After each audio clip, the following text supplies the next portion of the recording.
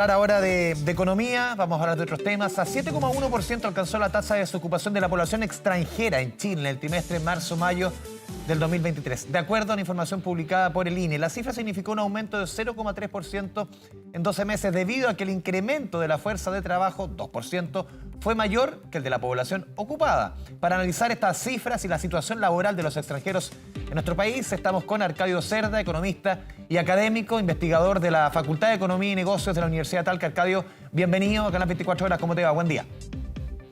Muy bien, muy buenos días. Gracias por la invitación. Ahorita tratamos de acomodar las cámaras. Ahí te estamos viendo acomodando las cámaras, Arcadio. A ver, lo primero es entender un poco la dinámica, que es bien importante, la dinámica del mercado laboral de los extranjeros que uno se imagina, obviamente por temas de migración y necesidad, es distinta a los chilenos, a los compatriotas, a quienes viven acá, están asentados en Chile.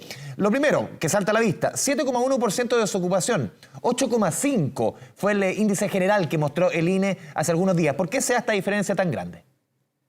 Bueno, primero que nada hay que mencionar, digamos, el tipo de trabajo que están realizando los residentes tradicionales en Chile, principalmente los chilenos, digamos, a pesar que hay muchos extranjeros residentes ya y con nacionalidad chilena. Y el tipo de trabajo también. Yo creo que hay que focalizarse principalmente en lo que es la tasa de empleo informal. La tasa de empleo informal, vemos que en el caso del promedio nacional, incluido todos los que trabajamos en Chile, es alrededor de un 27%. En el caso de los extranjeros es un 30,2%. Eso equivale, digamos, que hay un mayor trabajo informal en los extranjeros. Y ahí nace la otra pregunta, ¿no es cierto?, que está asociada con lo que tú dices, las condiciones en las que muchos de los migrantes llegan al país donde no tienen documentos para poder ejercer un trabajo formal. Y esta precariedad, ¿no es cierto?, se va aumentando más cuando tenemos una economía altamente estancada con un IMASEC negativo por un par de periodos. Sí, Arcadio, viendo también otros números que reflejan bien esta diferencia que yo decía respecto a la medición general y esta puntualmente los extranjeros, estaba viendo la tasa de desocupación de las mujeres, 8,9%, bien parecida a la general, que es 9,1%, pero distinto es la tasa de desocupación de los hombres, 5,7%. Es decir, si ya en la población general hay una importante brecha de hombres y mujeres en cuanto a desocupación, en la población extranjera aumenta esa brecha, más de 3 puntos. ¿Por qué se da una brecha mucho mayor entre hombres y mujeres, siempre lamentablemente en desmedro de las mujeres, en la población extranjera respecto a la población general? Sí, bueno, en general las mujeres, por una u otra razón, ya sea por discriminación, por necesidades familiares u otras, tienen una tasa primero de participación en la fuerza de trabajo a veces menor. Y lo otro está asociado con las oportunidades y la distancia de los trabajos, el cuidado de los niños y otros factores que a veces la mujer generalmente tiene un rol mucho más importante que el que deberíamos tener todos, digamos, en el cuidado de la familia. O la distancia de los trabajos, que es otro elemento, digamos, donde los apoyos que existen no son los suficientes para estas familias de migrantes. Muchas veces viven asilados, viven en grupos donde sí existe cierto apoyo entre ellos, digamos, pero realmente es bastante complicado la situación, digamos, que tienen los migrantes en este contexto. Sí, Arcadio, a ver, viendo otros números para seguir marcando un poco la tendencia en cuanto al desempleo y la desocupación en los extranjeros. Estaba viendo, por ejemplo, el aumento de ocupación, de cuántos ocupados más o menos hay respecto a un año atrás. Y también es inevitable, y vuelvo a la comparación respecto a la población en general, en que lo que vemos en la muestra del INE, en que el nivel de ocupados en mujeres porcentualmente es mucho más alto que el de hombres. Pero aquí se da completamente distinto. El nivel de ocupación de hombres sube 4,3%, esto porcentualmente, no en número, y el de la mujer es 1,5%. Se da completamente negativo. Lo contrario. Es negativo. Sí. Es decir, de las mujeres se redujo Exacto, se reduce la ocupación, en caso de los hombres 4,3%. ¿Por qué se da esa diferencia? Es completamente distinto al otro escenario. Bueno, pues nuevamente pues, vemos que tenemos una economía que está estancada, donde las posibilidades de empleo son cada vez menores y hace bueno, ¿quién trabaja la decisión? Ya. ¿Quién encuentra empleo primero? Y hay empleos cada vez más complicados, más difícil a veces de desarrollar, con mayores distancias, como decía yo, y eso hace, digamos, que sea más difícil para para las mujeres encontrar empleo y por lo tanto ahora vemos menos como 1,5% de personas sin trabajo, sin posibilidad de encontrar trabajo. Sí, y también esto se cruza una discusión que ya es de larga data, Arcadio, que es respecto al porcentaje de trabajadores extranjeros que en ciertos gremios se pueden tener. Creo que un 15%, por ejemplo, en el agro, no se puede tener más de un 15% promedio de trabajadores extranjeros. Y hace mucho rato, desde el mundo empresarial, han puesto la discusión de que hay que aumentar, hay que subir ese rango, poder tener más trabajadores extranjeros. Tomando en consideración estos números, ¿se hace necesaria una discusión como esa de flexibilizar esa norma, por ejemplo, de tener no más de un 15% de trabajadores extranjeros por empresa? Dependiendo del tamaño de la empresa, obviamente. Bueno, en general, cualquier restricción que tú pongas en el mercado laboral genera ineficiencia, salvo que sea para ajustar ineficiencias originarias, ¿ya? Pero en general, cuando tú pones una restricción, estás limitando el desarrollo de un mercado y por lo tanto eso genera problemas de contratación, como tú bien lo dices. La agricultura, por ejemplo, en el caso de la agricultura, silvicultura y pesca, el crecimiento del empleo fue un 8%, fue uno de los sectores que más aumentó en el sector de extranjeros, ¿ya? Pero sí, lógicamente, cuando tú pones restricciones, estás limitando el desarrollo de ciertas actividades productivas y eventualmente afectando los costos, porque tú estás limitando la cantidad de mano de obra que puede ir a ese sector.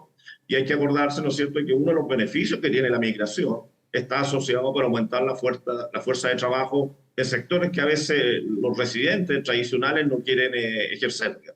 Y en este sentido, lógicamente, abrir la oportunidad de que trabaje un mayor porcentaje en ciertos sectores, como el sector agrícola, como muy bien menciona, es una buena oportunidad para estos migrantes para encontrar empleo y utilizar más intensivamente la mano de obra en esos sectores. Sí, normalmente, Arcadio, claro, esto es un fenómeno relativamente nuevo en nuestro país. Hoy día cerca, más o menos, con bemoles, cerca de un 10% de nuestra fuerza laboral es extranjera. Eso hace una década era completamente distinto, era muy inferior.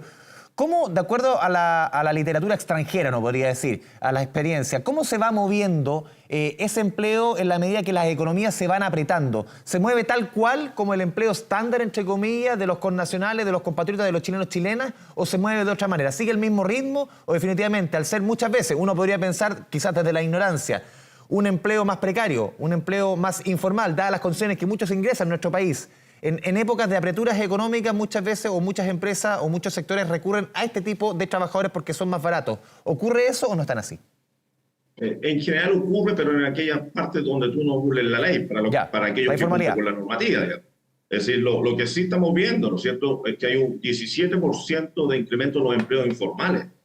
Es decir, los datos, es decir, te están viendo todo tipo de empleo. Acuérdate que la encuesta de empleo te dice, en la última semana de referencia, claro, trabajaste al menos una hora.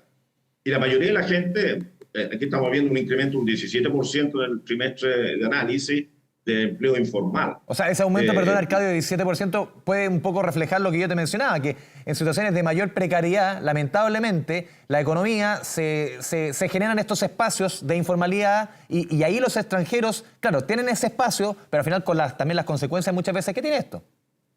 Claro. Ahora, si uno ve el porcentaje total, el empleo informal en general para todo el país un 27%, un poquitito más que eso, y para los extranjeros es un 30%. Entonces, es un 3% y tanto de diferencia del promedio nacional con respecto a los extranjeros, ¿ya? Pero sí lo que llama la atención es el incremento en un 17% en el último periodo, ¿ya? Y eso puede ser un reflejo de lo que están mencionando en términos que la economía está más estancada, con imagen negativo, ¿no es cierto?, y con una economía que está un poquitito debilitada por las distintas medidas de restricción de tipo tasa de interés y por la situación económica que veníamos saliendo en los últimos 2 o 3 años. Sí, por último, Arcadio, ¿cómo ve las proyecciones? ¿Cómo ve lo que viene? Tomando, por ejemplo, como referencia el IMASEC que vimos de 2% entregado ayer por el Banco Central, para muchos puede ser el punto más bajo en cuanto a esta medición en este 2023. ¿Cómo ves y eso cómo se refleja en el empleo y puntualmente el de los extranjeros, lo que viene para este indicador que es tan sensible? Yo creo que las tasas de desempleo todavía van a seguir aumentando un poquitito. Tenemos el problema del invierno, ¿no es cierto?, y que hay ciertas actividades económicas que son más limitadas a nivel nacional. Estacional, digo yo. Sí, por supuesto. Tenemos el sector agrícola, ¿no es cierto?, que siempre hay un efecto en junio, julio, agosto. Tenemos todo el asunto que pasa con la minería, el asunto del cobre, ¿no es cierto? Que en el IMACE, en el último IMACE fue gravitante en el resultado negativo. Pero yo creo que el país y la sociedad tiene retos más importantes respecto a todos los aspectos, no solamente económicos, sino los aspectos migratorios. Tenemos que todo este movimiento migratorio que hemos tenido, hemos pasado, no sé, de 400.000 a 1.400 o 1.400.000 personas extranjeras, más o menos. Tenemos presión en los servicios públicos. Tenemos mayor competencia laboral, que por un lado puede ser beneficioso. Tenemos mayores presiones y demandas en los servicios de salud.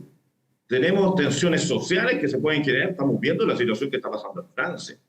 Tenemos retos de la integración y la cohesión que el país tiene que tomarlo en cuenta de forma más rápida. Hay costos de adaptación y asimilación de las familias, cuando uno los ve, ¿no es cierto?, en campamentos, en carpas, etcétera, que genera al final de cuentas un daño no solamente a ellos, sino que también al entorno social y económico del país. Hay un tremendo desafío en la gestión migratoria.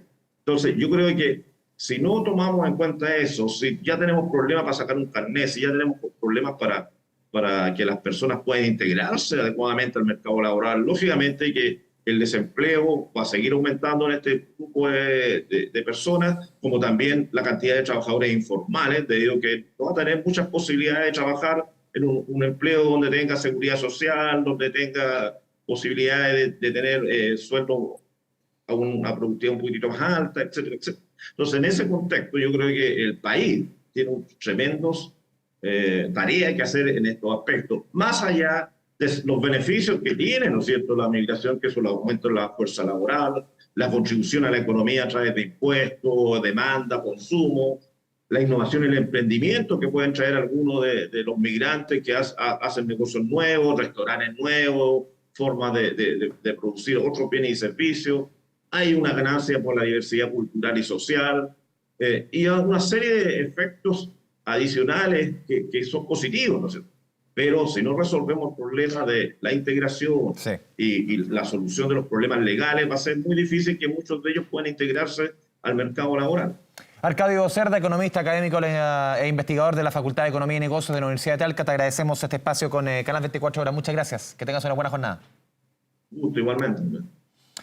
Continuamos con otros temas de la pauta informativa.